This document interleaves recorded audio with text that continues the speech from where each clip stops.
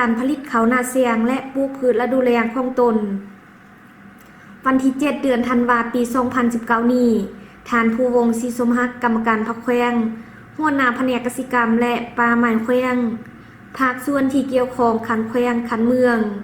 และชาวเกษตรกรเข้าร่วมนำองค์การเกษตรกรรมและป่าไม้เมืองซำเตอได้รายงานเกี่ยวกับการผลิตเขานาเซียงและปลูกพืชฤดูแล้งปี 2019 ถึง 2020 ว่าขออนุญาตถามสหายบุญเรียนและจะฮู้ว่าแผนการผลิตฤดูแล้งประจำปี 2019-2020 นี้และทางองค์การเกษตรกรรมป่าไม้เมืองซำเตอของพวกเฮาได้บ้างขาดไม้และเล็งจะสุมใส่สุกยู่ชาวเกษตรกรในเมืองซำเตอนี่ผลิตพืชฤดูแล้งได้เสืออยู่มีจักชนิดและจะเอาเขตเลยเป็นต้นตอเขาบอกตะฟังหน่อยเจ้าการปลูกพืชฤดูแล้งปี 2019 นี่เนาะทั่วเมืองซำเตอของเขาได้มัน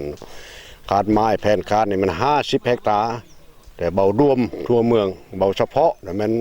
จุดชุมอยู่เขตอันนาข้าพเจ้าได้ชี้นำรวมอยู่นี้เนาะแต่มันมีประมาณ4เฮกตาร์กว่า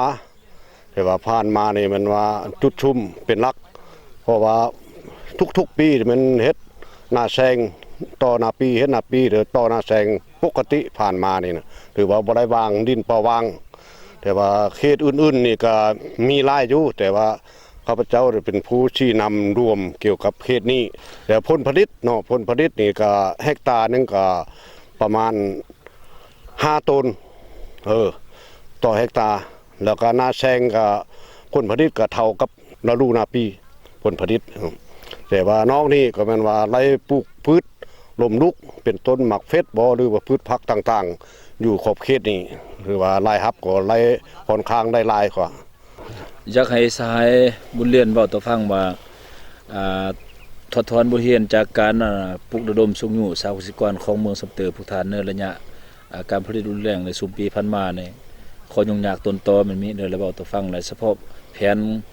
การผลิตฤดูแล้งปี 2019 เนี่ยจะสุมเสอสีนำชาวเกษตรกรเมืองซำเตอนี่เฮ็ดได้เพื่อว่าให้บรรลุตามขันหมายผลผลิตผ่านมานี่มีความยุ่งยากที่อันนึงก็เป็นดินฟ้าอากาศเนาะหรือว่าบ่เหมาะแต่ว่าประชาชนก็สู้ชนเฮ็ดไปตามอนาความเขาเจอเขาแล้วก็ร้านนึงก็เทคนิควิชาการพวกเขาก็เคยลงทุกยุ่งติดตามกวดกาอยู่ปกติแต่ว่าอันความยุ่งยากที่สุดมันขาดแนวฟันต้นตอเพราะว่าใช้แต่แนวฟันพื้นเมืองผลผลิตนอกจากเขานาแซงแล้วเป็นพืชผักบ่หรือว่ามักทั่วมักแตงในที่ชาวเกษตรกรผลิตออกมาหลายแต่ละปีนี่ก็โดยรวมแล้วพื้นฐานเอาไปจำหน่ายหรือไปขายอยู่บนไหนอันผลผลิตผ่านมานี่เอิ้นมาเป็นผักพืชประเภทดมลุกมันว่าบ่ได้เว้าเรื่องเขาเนาะเป็นพืชดมลุกเป็นต้นก็เป็นผักกาดบ่มักแตงบ่มัน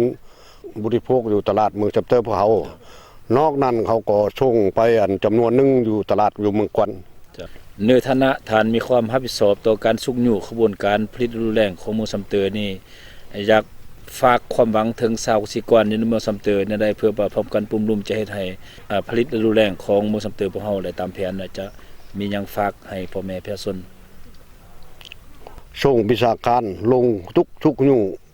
อยู่บรรดาเขตที่ว่ามีเงื่อนไขอำนวยความสะดวกเป็นปกติเป็นต้นกับเวียงฟันบ่หรือว่าพันงามหรือว่าพันซ้ำแล้วกับเขตซำเตอนี่เป็น4เขตเป็นต้นต่อการปลูกพืชแสดงความสมเสยเนาะหวังว่าเมืองซำเตอของผู้ทานจะสามารถบรรลุได้ตามแผนที่ผู้ทานได้วางไว้สำหรับการผลิตฤดูแล้งในปีนี้พยายามสู้ชน